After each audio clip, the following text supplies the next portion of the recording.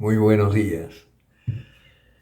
En este martes 5 de noviembre de 2024, 31 del tiempo ordinario, reflexionamos del Evangelio de San Lucas, capítulo 14, versículos 15 al 24.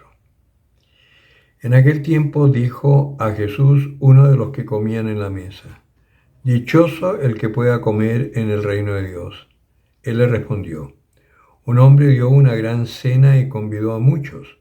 A la hora de la cena envió a sus siervos a decir a los invitados: venid, que ya está todo preparado». Pero todos a una empezaron a excusarse. El primero le dijo: he comprado un campo y tengo que ir a verlo. Le ruego me dispenses. Y otro dijo: he comprado 5 yuncas de bueyes y voy a probarlas. Te ruego me dispenses. Otro dijo: me he casado y por eso no puedo ir. Regresó el siervo y se lo contó a su señor. Entonces, airado, el dueño de la casa dijo a sus siervos: sal enseguida a las plazas y calles de la ciudad y haz entrar aquí a los pobres y lisiados, ciegos y cojos. Dijo el siervo: Señor, se ha hecho lo que mandaste y todavía hay sitio. Dijo el Señor al siervo: sal a los caminos y cercas y obliga a entrar hasta que se llene mi casa, porque os digo que ninguno de aquellos invitados probará mi cena. Palabra del Señor. Este pasaje del Evangelio se parece mucho a uno de otro evangelista que habla de una boda y que los invitados a la boda se niegan. ¿Qué nos está diciendo el Señor? Hace unos días veíamos que golpeaban unos a la puerta y le decían: Señor, Señor, déjanos entrar, y él decía: no los conozco. Y sin embargo habían comido con él, habían hecho cosas. Y era una advertencia para aquellos que nos creemos que ya estamos salvados por hacer lo que estamos haciendo y no pensamos si realmente es la voluntad de Dios o no.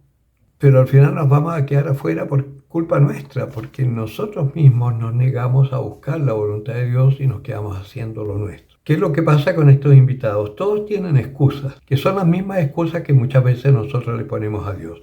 No, es que yo ya estoy muy viejo, es que yo no tengo conocimiento, es que estoy cansado, es que qué voy a decir, tengo que cuidar a mis nietecitos. En fin, hay 20.000 excusas que le ponemos al Señor para hacer lo que Él nos pide o lo que Él ha pensado que es lo que nos va a dar la felicidad.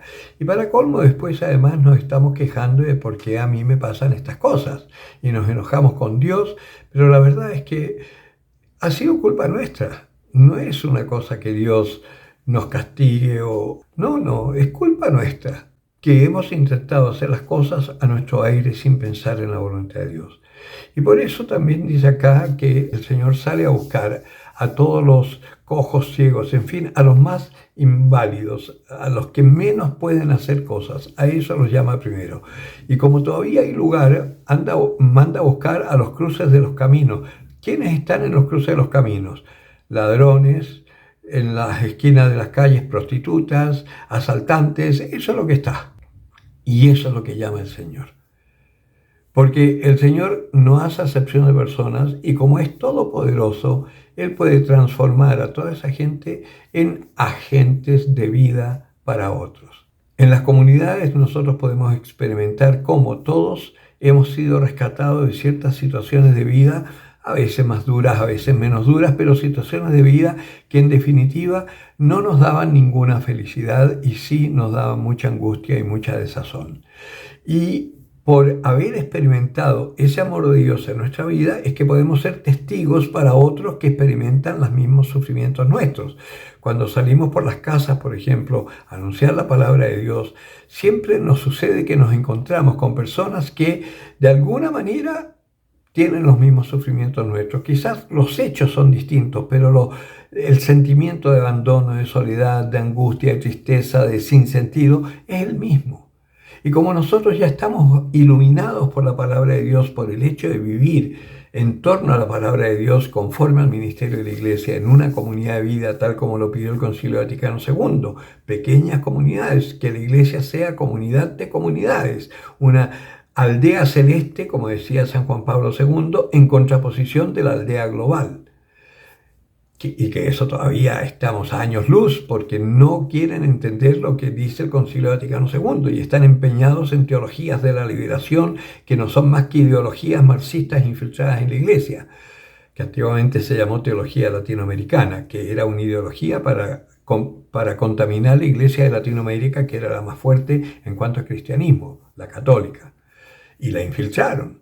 Y después, cuando ya empezaron a exportar esa ideología, ya no la podían llamar latinoamericana porque llevarla al África tendría que ser africana. Entonces le pusieron un nombre más universal, de la liberación.